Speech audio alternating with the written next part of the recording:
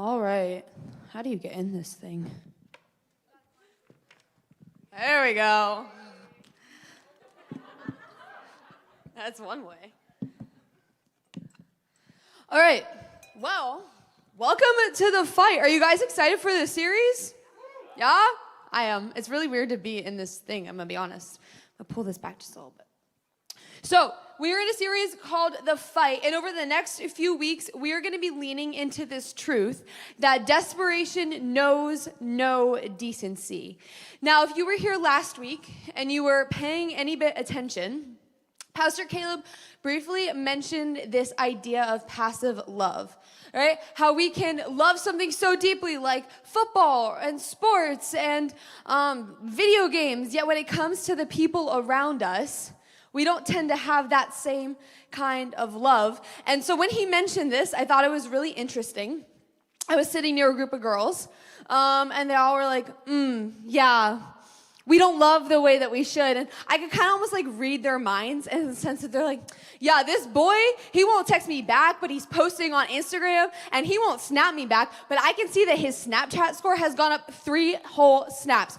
Who is he snapping that is not me? Right? This is this kind of passive love that we're facing in this generation, and that maybe is a bit dramatic, but I feel like in the same way that we feel that way, when people love us only when they're bored, or only when they're lonely, or only when it's convenient for them, or only when they get something out of it, it's the same kind of way that we make God feel when we do that exact same thing to Him. When we love Him only when we want to. And so the fight is going to be a call. It's going to be a challenge. It's going to be an invitation to each one of you who, honestly, every single one of you is a part of a generation that is spiritually dry and passive. One that goes with emotions and glorifies nonchalantness. Is that a word? Glorifies, it is now. Glorifies being nonchalant over being passionate. And all throughout the Bible, we see people who refuse to stay silent, to stay stuck, or to stay comfortable when Jesus was within reach. They pushed through crowds. They climbed trees. They cried over opposition. They carried one another. They worshiped without restraint. They fought as hard as they could. In Matthew chapter 11, verse 12, it says, "From the days of John the Baptist until now, the kingdom of heaven has been forcefully advancing, and forcefully people lay hold of it." In order for something to advance forcefully, people have to be filled with passion. The people in the Bible were filled with passion. So great that nothing was going to stand in their way. Nothing was going to stop them from getting to Jesus. So over the next few weeks, we are going to dive into what it means to fight to Jesus, to fight through failure, to fight through public embarrassment or ridiculing, to fight for one another, because desperation for Jesus knows no decency. Or at least it should know no decency. So at this time, Belva, would you come up? Would you guys give your hands up for Belva?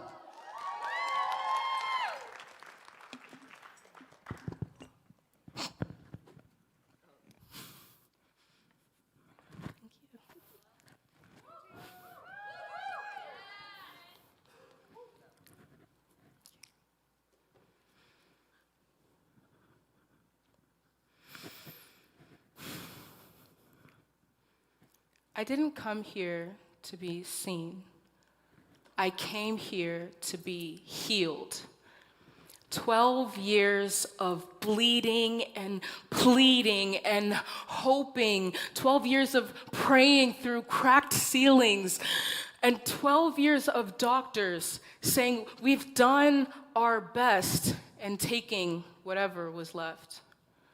I learned to hide in the crowd, to shrink myself small, how to wear shame like a cloak so that nobody would see me crawl. But I heard He was coming, and hope started pounding within my chest. See, desperation doesn't knock politely, and it doesn't wait to be blessed.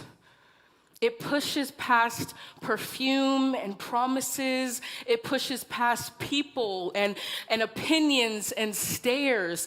They said that I was unclean. They said that I didn't belong here. But if faith had a sound, then mine sound like scraped dirt.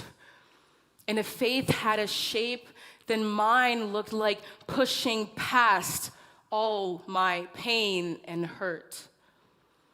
If I could just touch his cloak, but the crowd tried to stop me.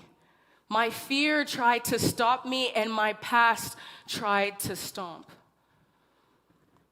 But desperation knows no decency. I didn't need a name. I didn't need his face, and I didn't need this big moment. Just power, his power to break these chains. And when my fingers brushed his fabric, heaven came low. What doctors could never fix, mercy made whole. When I touched him, power moved, shame broke, and healing arrived.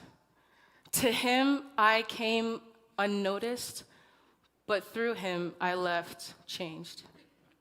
Thank you.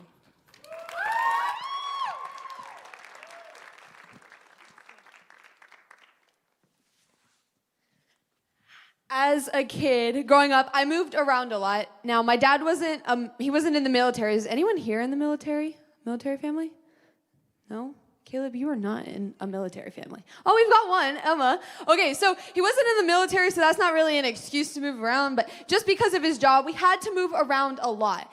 And when I was little, it was really easy, because elementary school, you get to a new school, they do like a little introduction with the teacher, it's so cute, and then you go into your classroom that you stay in all day in, and you have a cubby with your name on it, and then you all like hold the rope and like you walk to lunchroom, and then you sit down at the table that they tell you to sit at, and it's just all laid out there for you. But as you get older, it's not always that easy. Right? And so I moved my freshman year going into high school, and I was like kind of excited, but not really to start a new high school. I was petrified, okay? And it was a small high school, like so small. And so I knew that like if I were to go into it, people wouldn't just see me and like just be like, oh, I don't know who she is. Like I wasn't able to hide in the crowd. They would notice me. And so I'm kind of freaking out over here. And so I go to church the week before, and then there's this really cute grandma at the church. Her name's Nani. We love Nani. She is like your typical old Sunday school teacher. She still does it. And now her grandkids are all in the church, and she's just like the sweetest old lady ever, okay? And so she goes, hey, are you going to this school? And I was like, yes. And she was like, okay, well, do you want to join the cheer team? And I was like, no. Why would I do that? And so she was like, well, my daughter is the coach of the cheer team, and like I could pair you up with some friends. And I was like, okay, you know what? I know literally no one. I think if someone doesn't put someone in my life to say hi to, I'm not saying hi to them. I'm just going to sit by myself. So I was like, fine, Nani, I will join the cheer team. And so she set me up with this friend. Her name is Riley. She ended up being a really great friend of mine throughout high school. And that was kind of like my person that I knew coming into this new school. So first day starts, and I'm going to my classes, and they're going pretty okay.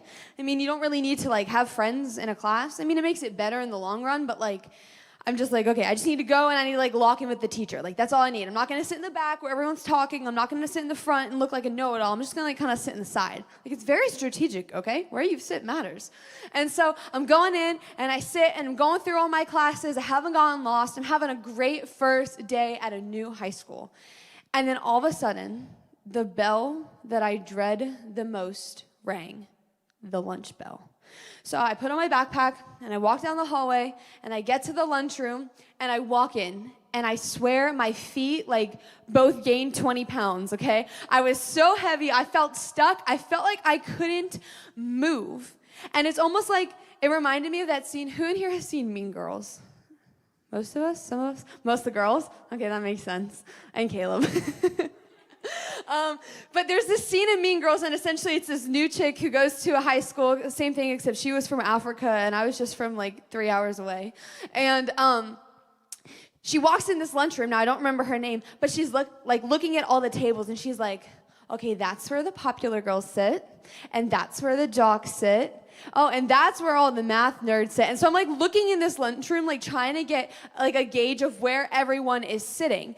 And at this point, I have come to the decision that I'm gonna eat lunch by myself, and that's okay, and then I'm never coming back to this place ever again.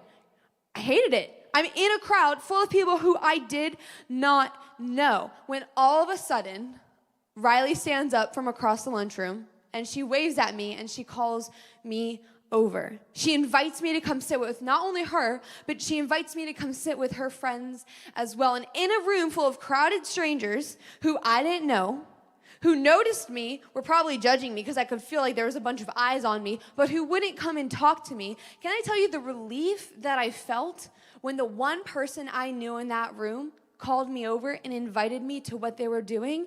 The relief was huge. Can any of you guys ever relate to being in a place where you didn't know anyone, or maybe you only knew one person, or a place where you didn't feel welcomed, and then all of a sudden, something happens and you feel safe again? Can you guys relate to that? Yeah? No? Maybe just me? Great. All right, well, there was this woman in the Bible who probably felt the same way that I did going into the lunchroom, except maybe 10 times worse, because this was like one day for me, and this was her whole life for her. But Belva just talked about this woman a few moments ago, and something about her was she had some severe medical issues. She was bleeding for 12 years straight, and it's not just like a cut on her arm where like she would bleed out, and it's like, oh, you died. Like, there was the typical thing that females go through, okay? We all know what I'm talking about. It was 12 years straight, not just 12 months out of a year, 12 years straight. No breaks, no stops, just bleeding for 12 straight years. Now, guys, don't check out on me, okay? This applies to you too. Things were different back then. It wasn't like today when you like just have no clue what someone is walking through. This was like a huge deal. And when a woman was going through her week of the month, she was outcasted. She was seen as gross, as unclean. She wasn't allowed to touch people. She wasn't even allowed to touch her husband. And in order to insert herself back into society, she had to go through this like whole cleaning process that made her okay to be around people. So if you would open your Bibles with me to Mark 4:25, and we see a story of this woman that we just talked about that's been bleeding for 12 straight years. She couldn't touch anyone. When she was in public, people ran from her in fear. She had her own lines that she had to stand in. She was an outcast, not allowed to be with the rest of society. In fact, beyond just people running from her, anytime she went somewhere, she had to make herself known. She had a bell. She left her house, unclean. She walked down the street, unclean. She went to the farmer's market, unclean. She went and got some water from the well, unclean. For 12 years, this woman had to recognize herself when she went into public so that people didn't go near her. But one day, she heard about this Jesus guy, and she knew that if I could just meet him, everything would change.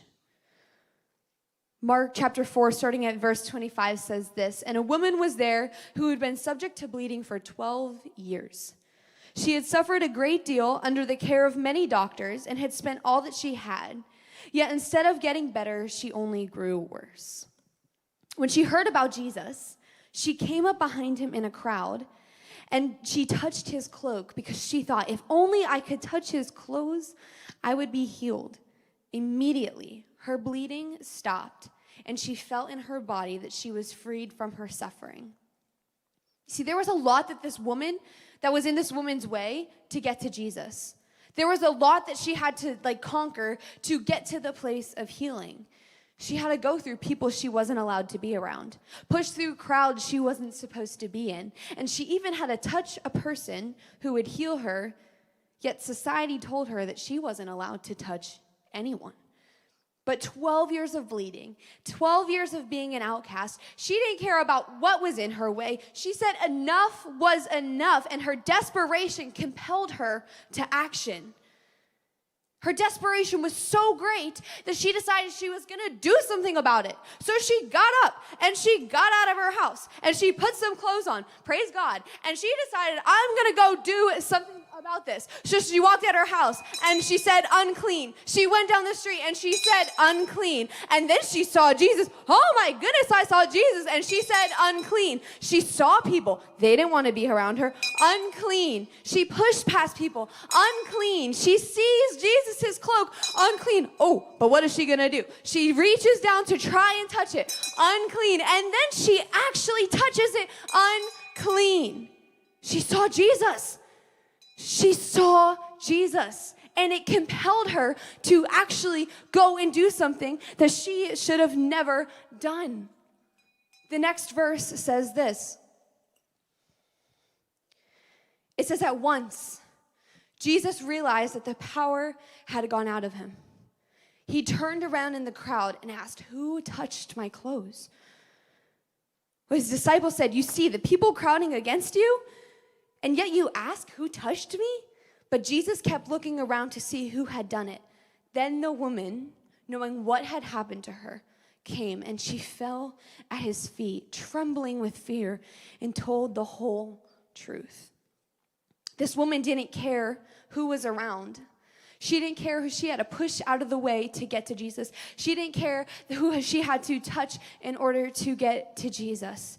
She didn't care that in order to be healed, she was going to have to do the unthinkable and touch this miracle worker. Truthfully, not only did she not care, I don't think she even thought about it. Like, she just got some adrenaline inside of her. She got some excitement inside of her, and she heard Jesus is coming. So she got up and she ran. She didn't think about the kind of life that she was supposed to live. Her passion was so great to see Jesus, to meet him, to have an encounter with him, that nothing, absolutely nothing, was going to stand in her way. Her desperation refused to be denied. This past summer, there was a group of us who took a missions trip to Ghana, and it was really cool, but the whole process to get there was like so crazy. There was something that happened in the Ghanaian embassy, and it caused it to shut down. And so to get our passports back was this huge hassle, and we thought we were going to have to cancel the whole trip. And finally, slowly by surely, these passports started to come in, and we're like, oh my goodness, yay, we get to go. Except some people's didn't end up arriving. And do you guys know Julia and JJ? Julia, she's on youth staff, her husband JJ, they're pretty cool. They waited, and finally the day came to go to Ghana, and the mail truck came, and she ran out, and she said, do you have my passport? And the guy was like, no, I don't have it, I'm sorry. They're like, well, we missed our flight. We can't go anymore. So we had to get on the plane without them, we had to go on the trip without them, and now it's probably day 2 at this point, and the team of people were all sitting in the church. We were doing a VBS at the church there. And we're all sitting there after a day of working, and we're eating lunch, and all of a sudden we look up, and Julia and JJ turn the corner in Ghana, and everyone's so excited. I'm like, how the heck did you get here? And so I go and I ask her, I'm like, well, I'm happy you're here, but how did you get here? You didn't have your passport. And she was like, well, I wanted to go so bad after you guys left that I woke up at 4 a.m., I went to D.C. to the Ghanaian embassy, and I sat at the gates until they opened. And then when they opened, I went in and I said, do you have my passport? And they said, well, maybe we can look, but probably not. And it took a few more hours, and they came back and they were like, we don't have your passport. And she's like, no, you have my passport. Go get it. I want to go to Ghana.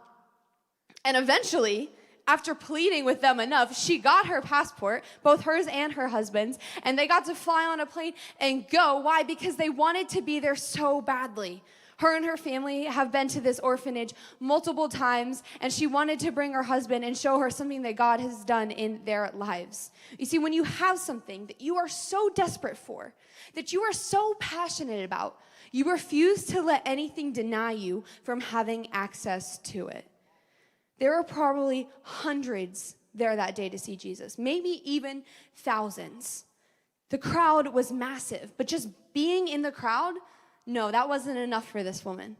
Just seeing Jesus from afar, no, that wasn't enough for her. It was cool, but it wasn't what she needed. Just maybe yelling and trying to say, Jesus, would you heal me? No, that would have been cool, but that was not enough for this woman. She knew it wasn't the excitement in the crowd that she needed to be healed. It was a physical encounter with Jesus. The passion that this woman had to get to Jesus is the passion that you and I should have. And it doesn't come from simply hype. It doesn't come from a really cool worship set that we have on a Wednesday. It doesn't come from going to a retreat for the weekend, being in a new atmosphere, and having some good feelings inside of you. It doesn't come from even simply being in the presence of Jesus. No, it comes from having an actual encounter with Jesus. You see, passion isn't reignited through hype, but only through encounter. When we have a passion, a desperation so great for Jesus, we don't care what is in our way. We don't care what we have to fight through. We fight and we get there because we know that an encounter with Jesus will change everything. And this woman, she got it. And it's in her desperation that she pushed through a crowd. It's in her desperation that she fought against all odds. It's in her desperation that she had an encounter with Jesus. And it's in her desperation that she received her healing. Can I get real with you guys for a moment? Is that okay? Yeah? We're all desperate for something. That's just the truth. Are you desperate for attention so you dress a certain way so someone will look at you? Are you desperate to get the approval of your parents or your teachers or maybe even yourself, and that's why you strive so hard at school to the point where maybe it's not healthy? Are you so desperate to fit in that you're putting yourself in positions with the people around you that you know you really shouldn't be in, things you know you really shouldn't be doing, yet you do it anyways because you want them to view you as fun? We're all desperate for something. We all have something in our lives that we desire so greatly. And this thing consumes our lives. Over time, it takes over our thoughts. It takes over our actions. It begins to creep into every part of your life. It even begins to identify you. I think my favorite part of this story about this woman is that she didn't let her disease define her. In fact, she let her desperation identify her. The one who she was so desperate for defined her. That's why I left this verse for the last part. The last verse, Mark 4:34 says this. He says to her daughter, "Your faith has healed you. Go in peace and be freed from your suffering." This is the only time in the Bible that we see Jesus call someone daughter. And it's to the one woman who's been rejected by everyone, who's been outcasted, who has been deemed unclean, who has been told she can't touch anything in society. That one person, he says, "No, you're mine. You're my daughter. I'm calling you to me." And when he claims her, not only does he give her a new identity, but he heals her. This wouldn't have happened if she accepted where her life was at. If she had said, "Oh, guess I had this thing that doctors can't fix. Just gonna stay home. Oh, guess I am content with my life and it kind of is what it is, so I might as well take it as it is. I'm gonna stay in my bed." She didn't look at her life and say, "You know what? I guess it's the cards that I've been given. Let me deal with it." No. She said, "This isn't good enough for me." She said, "I'm not going to stay home. I'm going to go meet the one who's going to change my life forever." She said, "I am so desperate for an encounter with Jesus. I'm so desperate for the change that comes with knowing him. I'm so desperate to meet this man that I'm going to go against what society tells me to do. And I am going to push past the crowds and go and find him." And so I ask you guys today, what are you desperate for? Because whatever it is that you're desperate for, that's where your identity lies. Are you desperate enough for an encounter with Jesus that you're willing to push through crowds? Are you desperate enough for an encounter with Jesus that you're willing to delete social media off your phone so it's not the first thing you turn to in the morning? Are you desperate enough for an encounter with Jesus that you say no to some of your friends so that you're not doing things that he's calling you to be set apart from? Are you desperate enough to have an encounter with Jesus that you're willing to risk looking maybe a bit silly to your friends in worship? That you're willing to not think about what people are putting on you so that you can go and have an encounter with Jesus? Source, how desperate are you? Are you desperate enough to do whatever it takes to be changed by him? That's my question for you guys today. And I want you to answer it inside of your heads. Over the next few weeks, we're going to be in this series called The Fight. We talked about this. But truthfully, this phrase, this truth, the desperation knows no decency, that's my prayer for you guys. I talked to our leaders before we got here. We sent out a message, and we've been praying for you guys. But I want to share my prayer with you guys for over the next 5 weeks and for retreat. Is that when we come to whatever the next series in the Source, when the fight no longer is a series that we're walking through, that we don't look like we did today, that we don't worship like we did today, that we just don't stand or sit in our seats and not do anything to worship Jesus, that we don't just sit here on our phones and play whatever games we're playing and not actually listen to what Jesus has to say to us. That's my prayer for you guys, that in 5 weeks, we don't look like what we look like right now. This has changed. Because when we have an encounter with Jesus, Source, he changes everything. And it's all for his good. And it's all good things. But it takes some growing to do. Can we do that for the next 5 weeks? Yeah? Great. Let's pray. God, thank you so much for sending your son.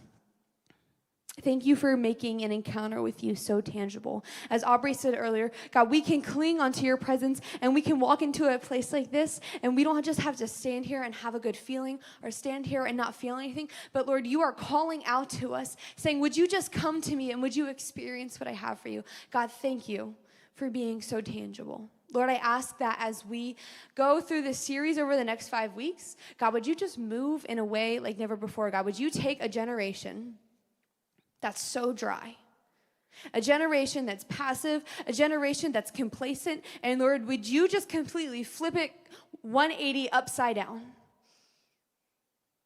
for your glory? Lord, would we be on fire for you? Would we have a passion for you, Jesus?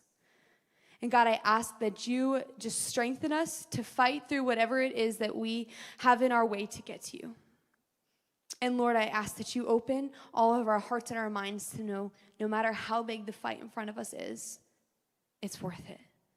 Because an encounter with you is worth it.